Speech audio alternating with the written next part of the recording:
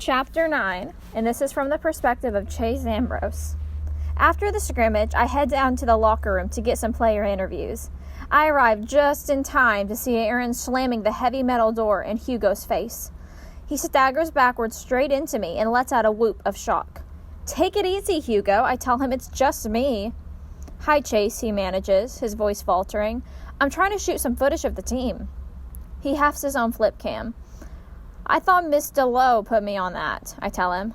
"Oh, sure, totally," he says quickly. "We were just afraid you might, forget."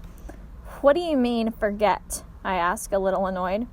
He retreats a step, blushing and looking pretty worried. No offense," he stammers. Before I can reply, the door opens and there's Bear. "I told you it was his voice," he shouts. He hauls me inside, shutting Hugo out again. "Hugo's with me," I protest. "Ha!" Bear laughs. "Good one." "Seriously," I said, "we're covering the Hurricanes for the video yearbook." So Hugo gets in with me. He's grateful, but he doesn't make him very happy. He acts like he's tiptoeing around a minefield. I give some high fives, but the team's not in the best spirits. After all, they just got steamrolled. And when it sinks in that I'm there as a reporter and not to give them the good news that I've been cleared to play, they can't hide their disappointment. "Well, I can't see anything wrong with you," Joey complains. "You're not even in that sling anymore." I get it. Joey laid an egg at quarterback today. A good running game would have taken a lot of pressure off him. "It's a concussion," I try to explain. "The doctors want me to be really careful." Landon Rubio, the kid with the giant neck I saw on the first day, glances dubiously from Hugo to me. "So you have to miss a few games, but what gives with him?" Hugo attempts to point his camera and is beaten back by a hail of dirty sweat socks. I bristle. The video yearbook is doing a segment on every sports team, including golf and badminton. So when you're not in it, don't come crying to us. "Yearbook?" Joey echoes. "Bad enough you're off the team. Now you're on the yearbook staff?" "Video yearbook," Hugo amends. A snapping towel nearly takes his ear off. "Guys, chill out." Aaron steps between the other players and Hugo and me. "It isn't our boy's fault his doctor's a wuss. Cut him some slack." "That doesn't explain why he's running around with video losers," Landon challenges. "He's not running around with anybody," Aaron explains reasonably. "He's covering the Hurricanes, man, making sure that we look good in that yearbook thing. That's how he's helping the team while he's on the sidelines." "Yeah, Rubio," snorts Bear. "If I had a face like yours, I'd appreciate anyone who could make me look good. So shut up." I jump in as a peacemaker. "Believe me, guys, I'll be back in as soon as I get the word from my doctor." This makes the team happy, I can tell. Hugo shoots me a strange look, but how can I expect him to understand? He doesn't strike me as the kind of guy who plays sports, except maybe in video games. Joey chucks the ball my way. I watch, almost as a spectator, as my hands reach out and snatch it from the air. Reaction time? A-okay. It feels really good, like I'm back to an old self amnesia couldn't quite rob of me. We do a few interviews. The guys are chatty with me, hamming it up for the camera like I'm running a selfie service. Hugo gets mostly one-word answers. When I notice, he mumbles that we can fix it in editing. I don't see how any amount of editing can fix Q. What are your thoughts for the upcoming season? Answer: good. Then again, I'm just a newbie nobody even trusts to show up for my first video club assignment. When we're done, Hugo can't get out of there fast enough. This is hostile territory for him. But me, I feel like I'm at home. "Well, I'd love to talk your ear off about my road to NFL glory," Aaron drawls. "But Bear and I have to go water some old people." "Wait, I'm going with you," I tell them. They stare at me like I've just announced that I'm flying to Jupiter. "Dude, you don't have to go," Aaron reminds me. "They cut you loose because you got hurt." It'll be fun."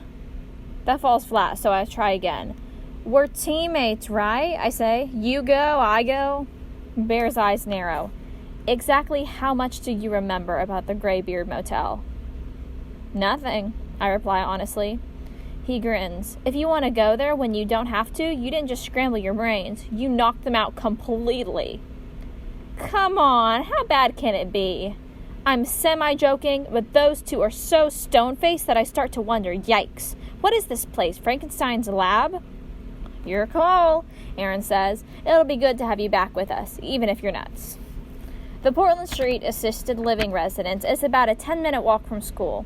I knew I was on community service here before, but the place is brand new to me.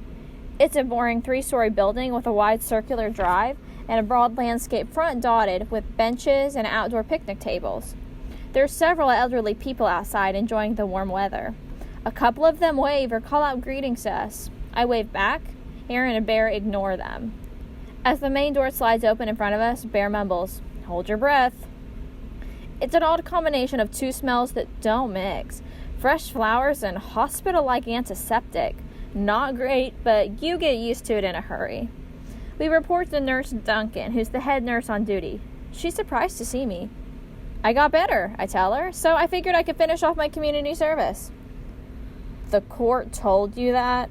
she asks dubiously. I shake my head. "I came up with it on my own." "We don't believe it either," Aaron jokes with mock solemnity. "That's very noble," Nurse Duncan says. "Well, I've got you boys on the snack cart today. It doesn't normally take 3, but we'll give Chase a soft job on his first day back." We get a rolling cart laden with juice boxes, cookies, crackers, and free newspapers. By the time we get off the elevator on the 3rd floor, Aaron and Bear have helped themselves to half the merchandise.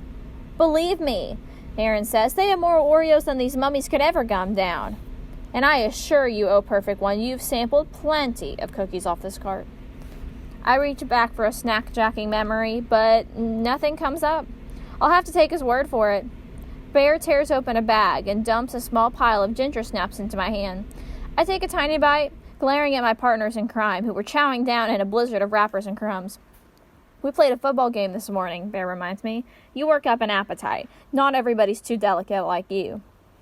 "I guess I'm not too delicate to bend over and pick up your garbage," I snap back. I might be getting the hang of being friends with these two. We go door to door, offering the residents snacks and papers. When I was in the hospital, all the staff and volunteers who came into my room were really nice and friendly.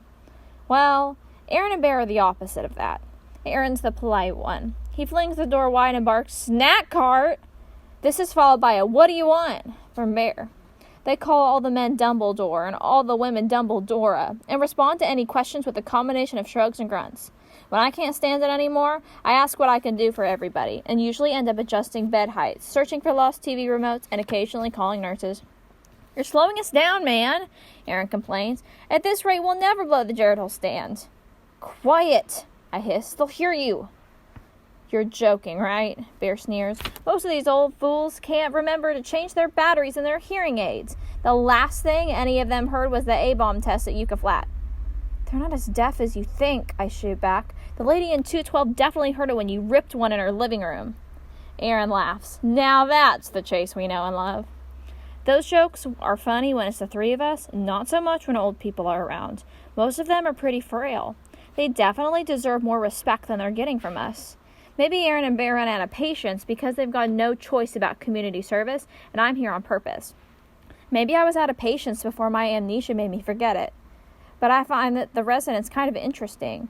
They remember stuff in real life that you can only read about in history books. There's a lady in 326 whose father was one of the firemen on the scene of the Hindenburg disaster. The guy in 318 was a communications expert at the Houston Mission Control when Neil Armstrong first set foot on the moon. In room 209 lives a guy who's totally blind, yet tells the most vivid stories of growing up 2 doors down from Baseball Hall of Famer Joe DiMaggio. The rule is that if someone is not in or sleeping, we leave a juice box and a packet of cookies on the table. The man in 121 is snoring enthusiastically in an easy chair when I notice the black and white photo on his nightstand. It's a picture of a young soldier bowing his head to receive a military decoration from an important-looking man with round steel-rimmed spectacles. "Is that President Truman?" I whisper. Aaron looks bored. "Who cares? Let's get out of here. If this Dumbledore wakes up, he'll talk your ear off." But I'm hooked. The only medal you get straight from the president is the Medal of Honor. This guy's a hero. "Big deal," Bear scoffs. "Back in the day, there were so many wars, they handed out medals like Hershey Kisses." I sigh and start to follow them to the door. I wonder what he did. They don't give out Medal of Honor for just any old thing. "Probably slew a triceratops or something," Aaron suggests with a shrug. "Come on, we're almost done." "It was a pterodactyl," came a sarcastic voice behind us. We reel around. He's sitting up now, an elderly man, a little bent at the shoulders with a shock of white hair. And I slew it with my stone knife. I step forward. Mister, that's you in the picture, right? No, it's Harry Truman. Can't you see I'm busy? It takes me half an hour to get out of bed and twice that to haul myself across the room with a stupid walker. He's obviously not busy. He just wants to be left alone. Maybe he doesn't like us very much. Apparently, not all the residents are hard of hearing. Aaron and Bear are already slouching out of the room. Sorry, I mumble, following them into the hall. You've got a lot to learn, Ambrose, Aaron tells me. Get one of those Dumbledores talking about his war days, and you'll be here until you're as old as he is. I have to admit, it's probably good advice. All right, I say, let's just finish. We work our way down the hall to the last room on the floor. Almost done, Aaron groans. Just Cloud 10 and we can get out of here. Cloud 10? I echo. You're going to love this one, Bear assures me. You know Cloud 9? Well, this old bag's at least one cloud up from that. Half the time, she's convinced this is some fancy hotel and we're room service. I see their point, but I feel kind of bad for Mrs. Swanson, who bustles around her living room in a frilly pink dressing gown dotted with sequin flowers. She's obviously losing touch with reality, and there's nothing hilarious about that. At first, she thinks we'd come for a visit, but she asks us to move the furniture into what she calls a conversation grouping. Aaron and Bear ignore her, but what harm will it do, really? So I shuffle a few chairs, no big deal. My friends are mugging behind her back the whole time, trying to make me laugh. They might be the smart ones. By the time I'm finished, sweaty and breathing hard, Mrs. Swanson is looking at me like she's too polite to ask who I am and why I'm rearranging her apartment. Aaron and Bear are snickering out loud now.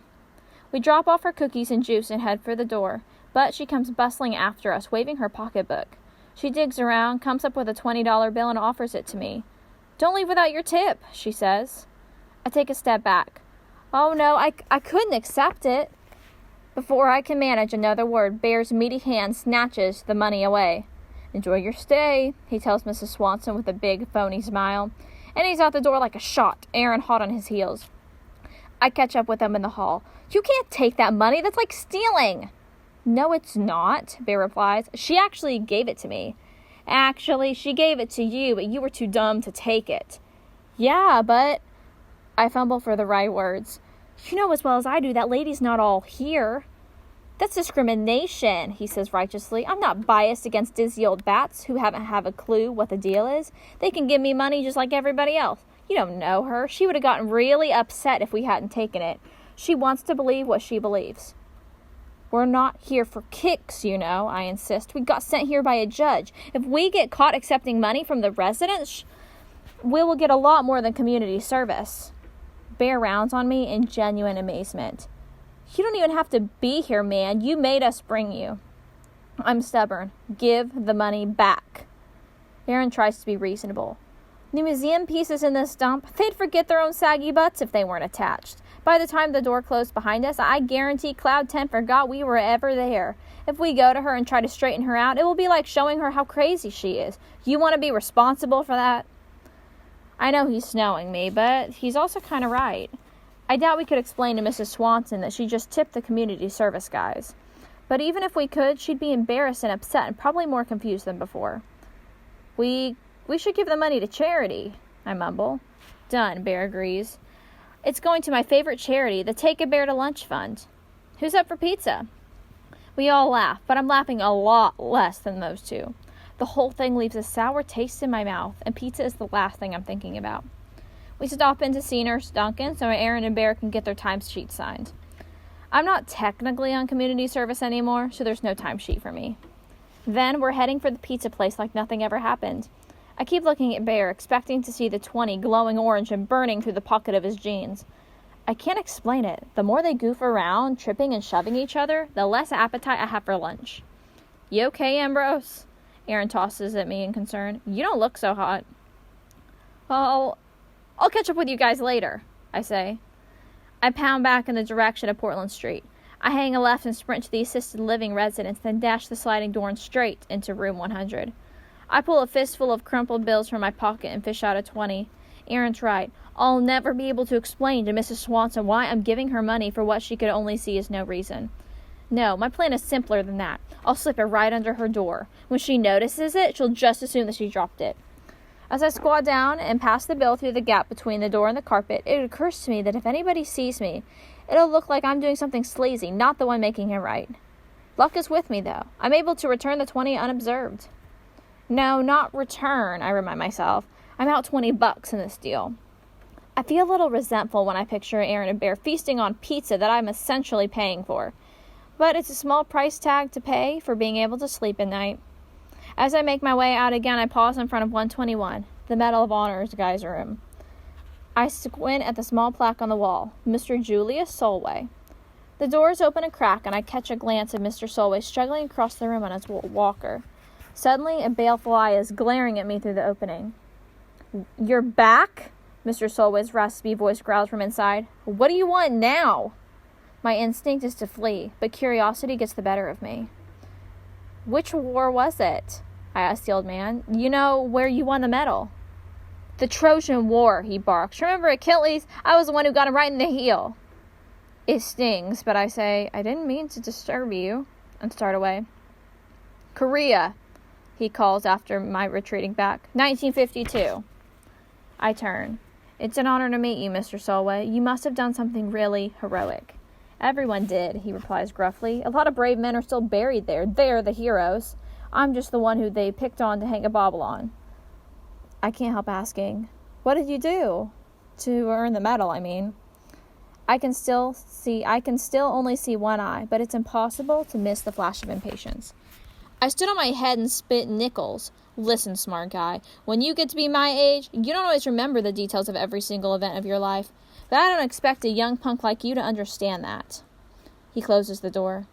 Old people are supposed to have wisdom, but Mr. Solway is definitely wrong about me. I've already forgotten more than he'll ever know.